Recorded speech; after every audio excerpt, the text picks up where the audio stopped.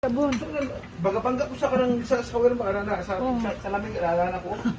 Isog bitok ko ayo. At sabi kaya na ganakat mi nalutan ito sa kwarto. Ay, oo. Di kawas ko wali ka nang kuan. First time dyan ako nga nakos mo, lalingong, hindi ginupon. Murang mahadlok mo nung tamad kayo kay Bulyo. Murang mahadlok. Pero wala niya na ako ano. Busog dito sa Gagan liga. din. Abang.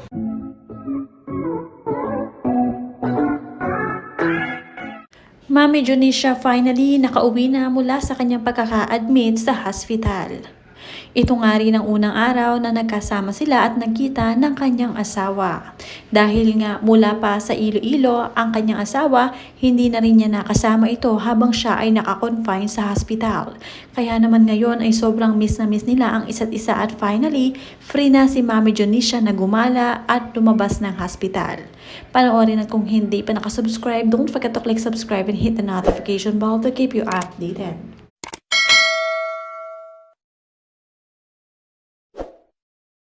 Medyo malakas-lakas na nga itong si Mami Junisha mula sa kanyang pagkakasakit. Kahit papaano ay nakabawi na siya at ngayon nga ay naghahain na nga siya ng kakainin ng kanyang mister.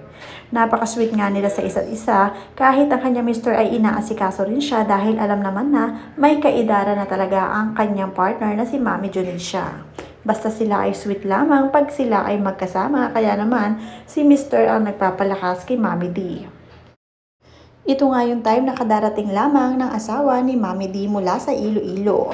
Sobrang namiss nila ang isa't isa kaya naman agad-agad ay niyakap ang isa't isa at ayun na nga lalo ngang na-inlove si Mami D at medyo lumakas-lakas dahil kasakasama niya ang kanyang mister na kanyang sandigan. Sa kanilang pagkain nga ay talaga namang sila ay laging magkasalo at na talaga namang nagsusubuan pa.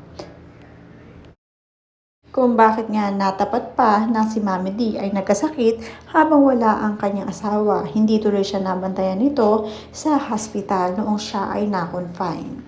Pero ngayon ay talaga bumabawi at may pasalubong pa nga sa kanya mula sa Iloilo. Nagustuhan nga ito ni Mami D dahil isa itong painting or art na talaga namang pinagka-uwi-uwi para sa kanya.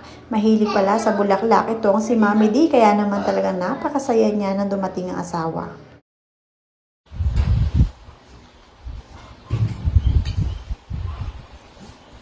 Ano?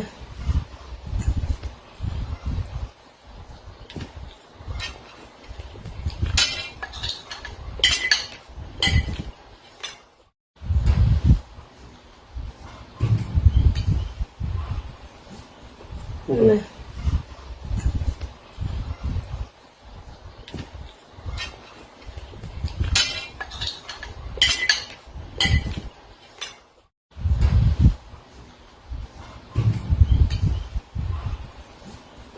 Ano?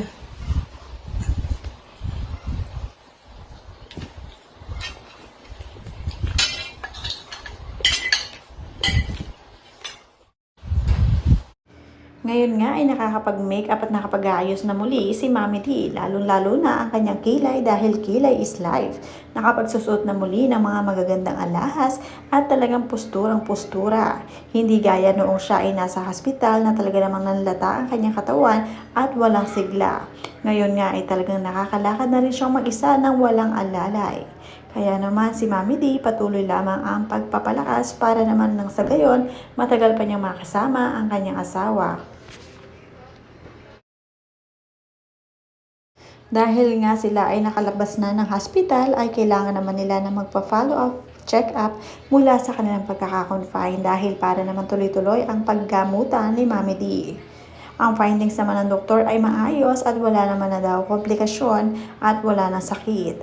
Good health na nga itong si Mami D at talagang nakarecover na dahil malaking tulong talaga ang tao kapag walang stress. Sa kanyang mga lakad, sa kanyang mga check-up. So, papunta na kami mga kabagang sa kanyang doktor kung saan ang kanyang follow-up check-up malalaman kung ano pa ang maaaring magagawa ng doktor sa kanyang asthma mga kabagang. Kung meron pa bang progress o meron pang idadagdag na gamot para sa kanya mga kabagang. So, okay naman daw ang kanyang resulta ng kanyang check-up mga kabagang at nakikita natin na sinabihan kami ng doktor na okay na ang kanyang kalusugan. Need niya lang talaga kabagang ang magpahinga at mag-relax sa bahay. Kaya bawal muna ang pasyal-pasyal at mga travel mga kabagang. So maraming salamat mga kabagang. Hanggang sa muli. Pasyente, daghang nagulat at gawas, ingon sa dali, dili. Ito nga ay may dalaw pa nga si Mami D at talaga namang mas lumalakas siya pagka may mga bisita.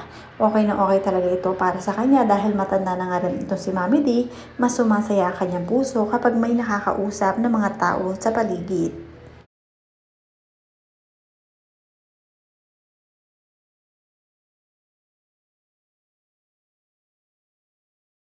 Sabon. Bagabangga ko sa karang sa kawer makarana sa lamig alala ko. Isog bitok ko ayo. At sabi kaya na kaya nagkakmindalutan ito sa kwarto. Ay, oo. Di kawas ko wali ka nang kuan. First time dyan ako nga napos mo, nalingog, bugi, ginoo ko. Murang mahadlok mo ng tamad. Kayo kay ko. Murang mahadlok. Pero wala niyo na ko ano dessert ko. Busog ito sa gagan din. Sabon. Oh, bago mag-rally ang anak, lutuan sa niya si Mami D. Kaon ka na? Ali din Dili. ikaw mo mas timpla mo, so ano ko di ba? Lutuan sa siya ni Gov. Bago ka mag-rally, di ba, Eb? Lutuan sa niyo si Mama. Saan yung giluto? Ay, ang Kamatay, may kamatay. Ali. Pagbuka lang. Sabay ang kamatay. Pagkalo sa nato. walay bitsin. Rami na siya sa baon. Asuka lang. Rami na siya sa mais na siya. Tamis. Lamos, dapat. Ang is.